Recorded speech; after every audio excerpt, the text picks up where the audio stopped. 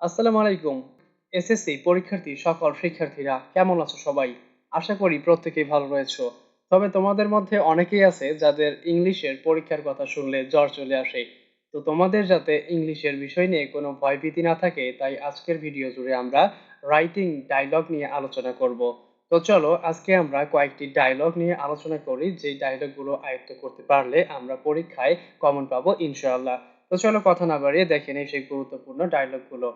প্রথমেই রয়েছে necessity of reading newspaper. এরপরে রয়েছে merits and demerits of mobile phone. তারপরে রয়েছে ইম্পর্টেন্স অফ লার্নিং কম্পিউটার। এরপরে importance of games and sports in our life, importance of learning English এবং bad effects of smoking. এরপর রয়েছে ইম্পর্টেন্স অফ রিপ্লান্টেশন এবং এরপরে যেটি রয়েছে সেটি হলো ইম্পর্টেন্স অফ আর্লি রাইজিং।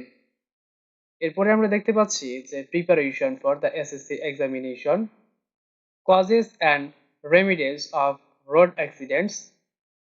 এরপর রয়েছে ইয়োর এইম ইন লাইফ এবং সর্বশেষ রয়েছে ইম্পর্টেন্স অফ ফিজিক্যাল এক্সারসাইজ।